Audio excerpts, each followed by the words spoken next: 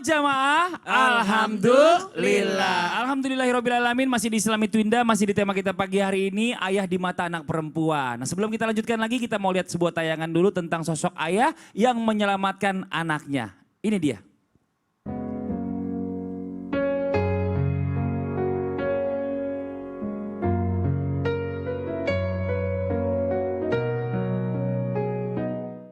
Iya, ini ya, kalau kita lihat sebuah tayangan ini kita ambil contoh simpel sebenarnya bahwa orang tua terutama sosok ayah ini rela berkorban, mengorbankan dirinya untuk anak-anaknya. Betul ya ini ya.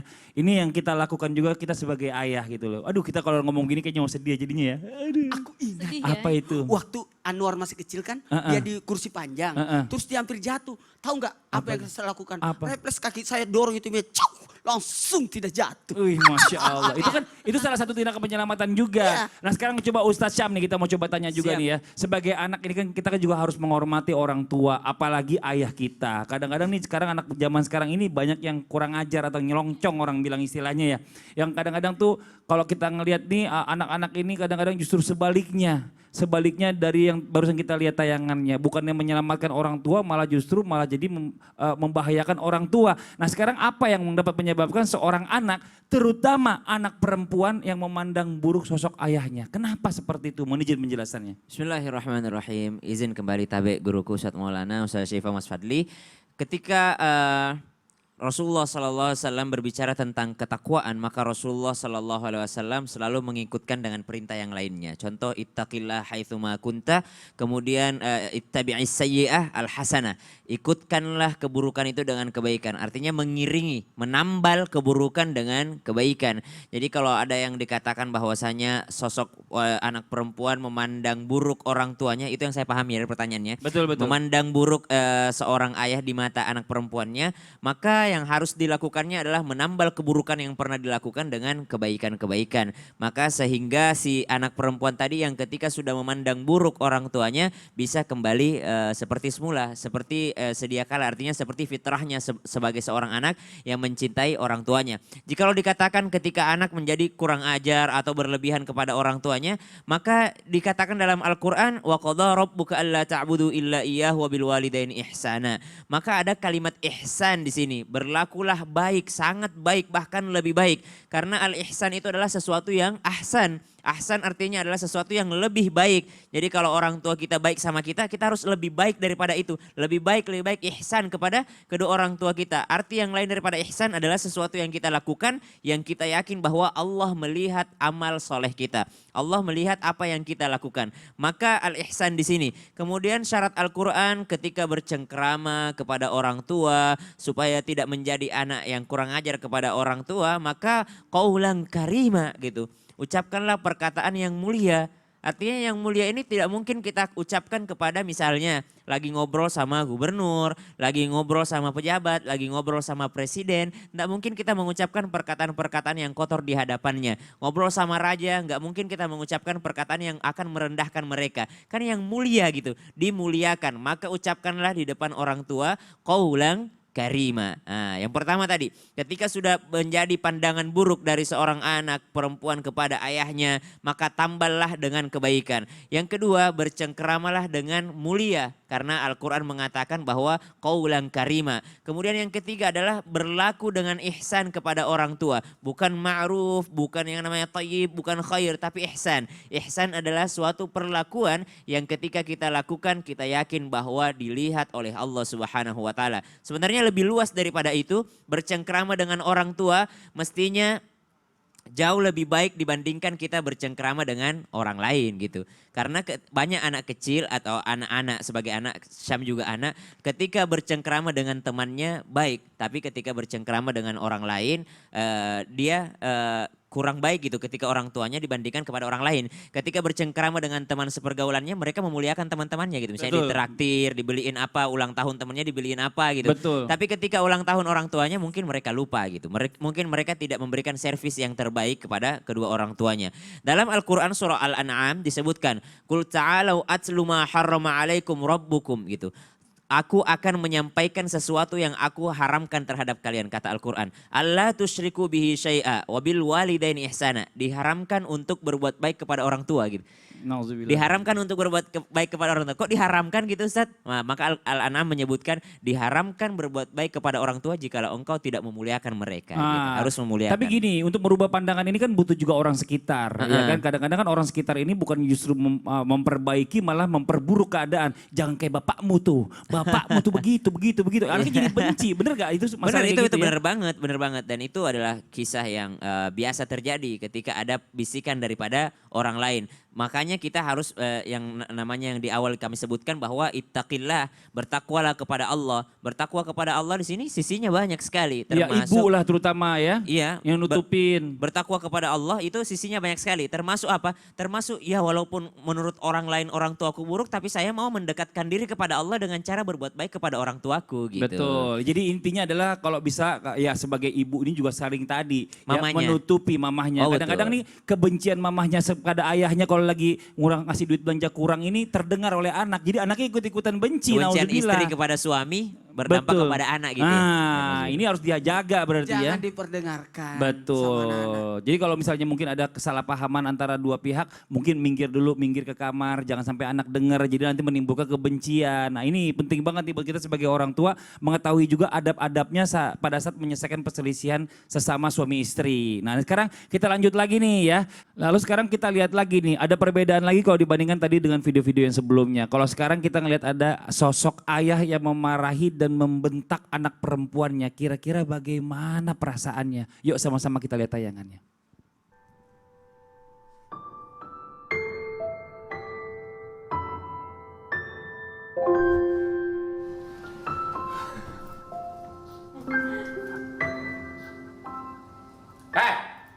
Ngapain kamu tidur di situ? Aku pengen makan sama. Udah, gak usah baik alasan. Tidur sana, masuk kamar sekarang. Kenapa sih Bapak pulang? Udah, gak usah baik ngomong. Ini bapaknya bapak tiri apa gimana sih? Tiri, bisa jadi Mama. bapaknya Tiri, bisa jadi ibunya yang ibu Tiri tadi kan. Gak ngebela. Kayaknya ini apa namanya, kita nggak begitu-begitu banget kalau ngomel sama anak. Semua Iya. pasti ada batasan-batasan. Betul gak Ustadz Betul. Maulana? Betul. Yang jelas Ah. mereka tadi itu sinetron. Sinetron ya. Sinetron. Terlalu sadis kayaknya. Dalam Betul. kehidupan nyata yang begitu-gitu tuh kadang-kadang tuh memang Jarang sih. agak jarang. Kecuali memang ada salah satunya mungkin yang bukan kandung ya. Nah sekarang Ustazah nih pertanyaannya, kalau kita lihat tayangan barusan biasanya kan kalau anak itu dibentak atau dimarahi suka marah atau bahkan trauma. Kadang-kadang kalau anak itu nggak mungkin ngelawan sama orang tuanya karena dia takut. Yang ada dia pendem terus. Nah, sekarang pertanyaannya, apakah benar apabila seorang ayah sering memarahi dan juga menyakiti anak perempuannya, maka kelak nanti sang anak ini akan menjadi trauma dan membenci para laki-laki ya, bahkan suaminya sendiri. Ada Iya. rasa trauma. Mohon izin penjelasannya, silakan. Bismillah, izin para guru, Masya Allah. Tadi kalau lihat videonya itu kayaknya sedih hati kita ya, kok gitu anak perempuan digituin gitu. Alhamdulillah saya selama ini sama ayah saya itu nggak pernah digentak atau main tangan sama sekali, nggak pernah ayah saya. Dan yang saya lihat, ayah saya juga tidak pernah main tangan kepada ibu saya. Jadi salah satu yang membuat anak trauma ketika dia balik sampai nanti berumah tangga adalah bagaimana perlakuan ayahnya terhadap dia, dan yang kedua bagaimana perlakuan ayah terhadap ibunya. Kadang ayahnya nggak kasar sama anaknya, tapi berantemnya depan anaknya. Ngejenggut ibunya, nonjok ibunya, nendang Nauzubillah. ibunya. Mohon maaf, banyak ya kejadian seperti itu depan anaknya. Ayah, jangan seperti itu. Dia ngebela ibunya, akhirnya kena juga tamparan oleh ayahnya. Nah, jadi para ayah dimohon untuk tidak kasar terhadap anak-anak perempuannya. Kenapa? Bukan hanya ayah tapi ibu juga. Karena banyak juga ibu-ibu di luar sana yang tidak sabar menghadapi anak-anaknya. Jadi belajar yang tidak pernah berhenti itu adalah belajar menjadi orang tua. Anak yang paling banyak tersakiti itu adalah anak pertama. Karena Betul. orang tua Masih trial belajar error. pertama dari anaknya yang Betul. pertama. Betul kan Mas Betul Fadli, lu banget, pengalaman betul ya? banget. Saya ngalamin Jadi juga. anak pertama itu dulu banyak diomelin. Ini juga anak pertama. Anak Ini pertama yang kan sering pasti diomelin. kan, Iya, pasti. Masya Allah. Tapi kadang anak pertama yang paling dewasa dan mengayomi adik-adiknya. Kenapa? Betul. Masya Allah. Karena mereka tahu asam manisnya dulu kehidupan rumah tangga di awal orang tuanya. Materi belum begitu banyak, ya kan? Masih labil orang tuanya, masih muda dan lain sebagainya. Jadi anak itu yang jadi korbannya. Makanya anak pertama ini adalah cinta pertama ibunya. Karena dari situ ibu belajar, ayah belajar bagaimana mendidik anak, mengolah emosi, menasehati dengan baik. Itu kan susah ya. Nah, anak itu amanah dari Allah. Dalam surah Al-Kahfi dikatakan, Al-malu wal banuna zinatul hayatid dunya. Harta dan anak itu adalah perhiasan dunia. Nah, perhiasan dunia ini mau dipakai untuk urusan dunia saja atau juga untuk bisa mengantarkan kepada akhirat. Kalau harta dan anak dipakai untuk kehidupan dunia saja sebagai perhiasan juga, maka mereka cuma sebagai hiasan dunia saja. Tapi kalau harta dan anak, harta dipakai buat sedekah di jalan Allah, anak dididik untuk mendoakan kedua orang tuanya, maka mereka juga bisa mengarahkan ke surga nantinya. Jadi sebagai seorang ayah, jangan didik anak perempuannya dengan kekerasan. Perempuan itu almar'ah kadila, perempuan itu kan kayak tulang ya. Almar'ah kalmir'ah, perempuan itu kayak kaca, jangan terlalu keras, jangan juga dilembutin. Jadi harus tengah-tengah. Jangan terlalu dimanja, jangan terlalu dikerasin juga. Harus tengah-tengah. Jadi bagaimana orang tua harus banyak belajar ilmu parenting, ilmu agama. Kita lihat subhanallah para narsum Mas Fadli, Rasulullah deh pokoknya sosok yang paling terbaik bisa mencontohkan bagaimana perlakuan Rasulullah kepada anaknya. Dulu Fatimah itu ketika setelah nikah dengan Ali itu pernah ngeluh sama Rasulullah. Wahai Rasulullah, aku capek numbuk gandum. Tolong bilang sama Ali cariin pembantu dong. Kalau kita ngelihat anak perempuan kita nggak punya pembantu seperti itu, emang suami kamu dasar ya. Banyak duitnya nggak mau beliin pembantu gitu ya, nggak mau ngasih pembantu. Mungkin orang sekarang seperti itu, tapi Rasulullah enggak. Rasulullah mengatakan baktimu kepada suamimu itu ibadah. Masya Allah. Surga Allah subhanahu wa Masya ta'ala buat Allah. kamu, hai Fatimah. Iya, coba mungkin sedikit lagi nih, saya minta pendapat dari Ustazah Syifa. Bagaimana kan kebetulan Ustazah Syifa juga perempuan, Iya. menghilangkan trauma-trauma anak perempuan ini terhadap kelakuan-kelakuan zaman dulu orang tuanya yang jahiliyah ini. Bagaimana Iya. coba? Itu yang bisa menghilangkan rasa trauma itu pendekatan terhadap agama itu saja. Masya Allah. Nah sekarang kita lanjut lagi nih ya. Ustadz Maulana nih ada pertanyaan tadi yang nyangkut sebelum iklan. Betul. Yang bikin saya penasaran. Banget. Setahu kita ya cuma Rasulullah SAW yang bisa kasih kita syafaat. Ternyata saya pernah dengar juga anak perempuan ini bisa ngasih syafaat kepada ayahnya di akhirat kelak. Lalu bagaimana nih dengan ayah yang tidak memberikan pelajaran agama kepada anak perempuannya? Mohon izin penjelasannya silakan. Makasih banyak Mas Fadli, pertanyaannya bagus banget. Dan Ustazah Syifa, mantap, makasih ya. Izin Sasam. Nah buat kita, tadi pasti penasaran kan? Memangnya anak perempuan bisa kasih syafaat?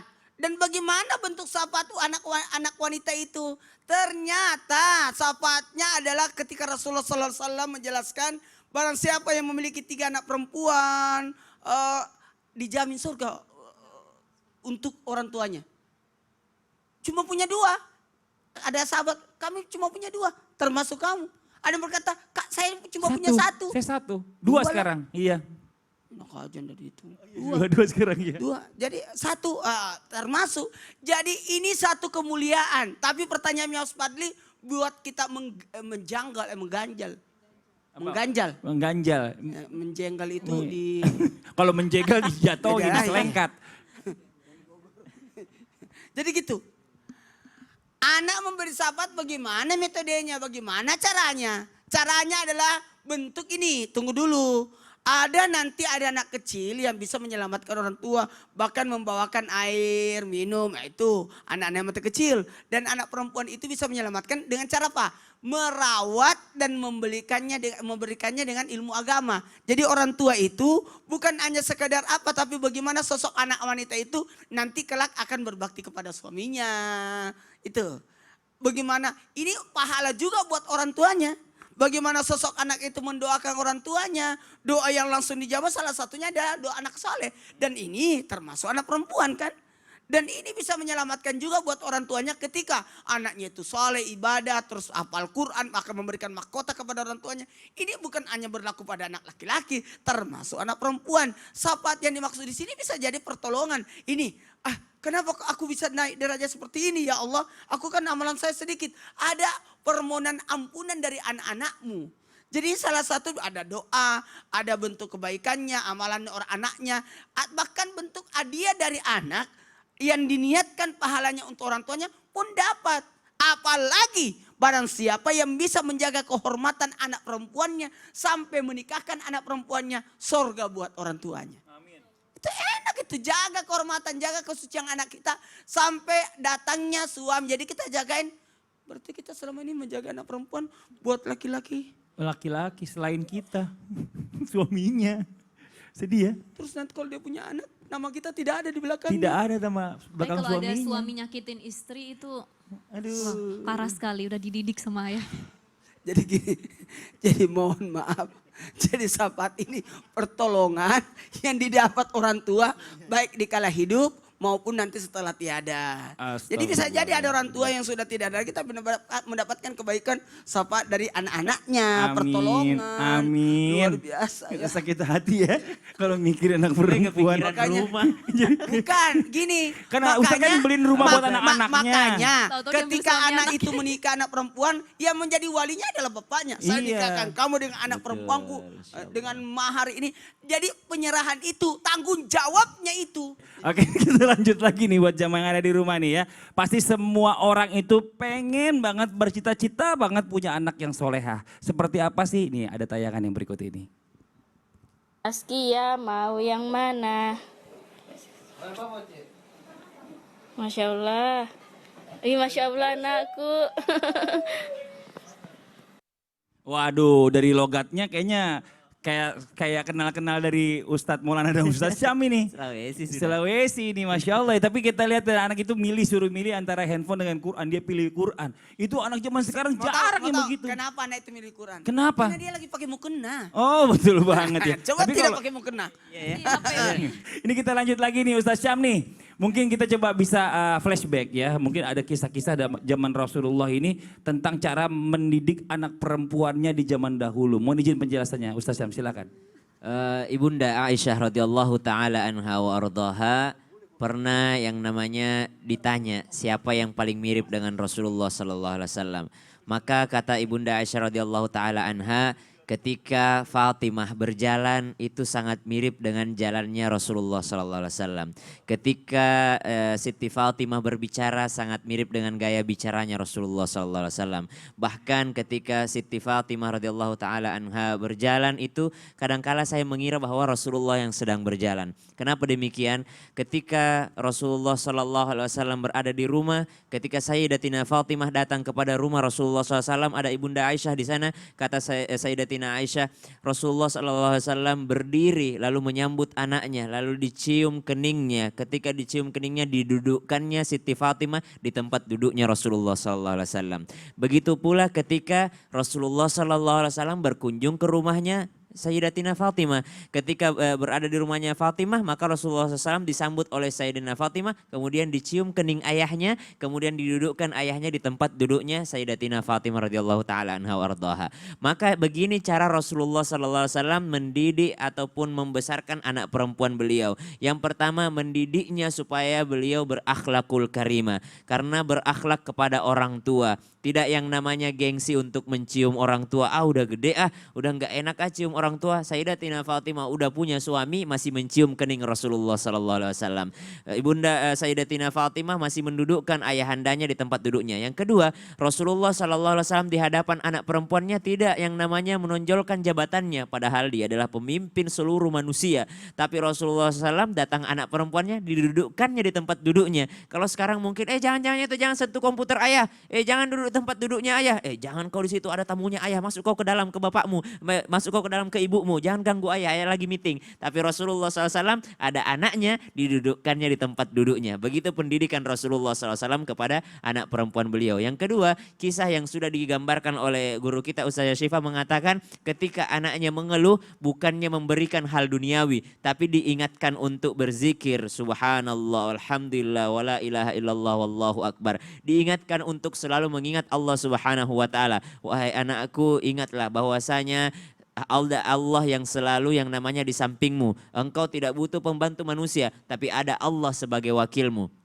Yang ketiga, ketika Rasulullah sallallahu alaihi wasallam mendidik Ibunda Sayyidatina Fatimah, itu saking dekatnya adalah ketika Rasulullah SAW menjelang wafatnya ila rafiqil a'la, Sayyidatina Fatimah menangis. Tapi yang kedua kalinya Sayyidatina Fatimah tertawa. Ditanya, yang pertama kenapa kau menangis? Yang pertama karena saya tahu ayahku akan meninggal. Yang kedua kenapa kau tertawa? Karena ketika itu ayahku memberikan kabar bahwa dari keluarganya akulah yang pertama akan menyusulnya. Saking cintanya Sayyidatina Fatimah kepada ayahandanya. Saking dekatnya, bahkan ayahnya meninggal pun itu Sayyidatina Fatimah tidak mau berpisah dengan ayahnya. Ya, Masya Allah. Bahagia langsung ketawa, oh saya yang duluan ketemu engkau nanti di alam barzakh. Oh saya katanya yang pertama. Masya Allah, ya memang agak-agak apa ya, kalau dibilang gampang tapi susah, Susah. dibilang susah juga harusnya jadi gampang, Betul. jangan disusah-susahin. Tapi paling baik memang kita mencontoh dari akhlaknya Rasulullah kepada Iya, anak-anaknya Masya Allah. dan bagaimana juga akhlaknya anak-anaknya kepada Rasulullah SAW. Semuanya dengan cinta gitu ya. Semua dengan cinta. Nah, buat jamaah yang ada di rumah jangan kemana-mana.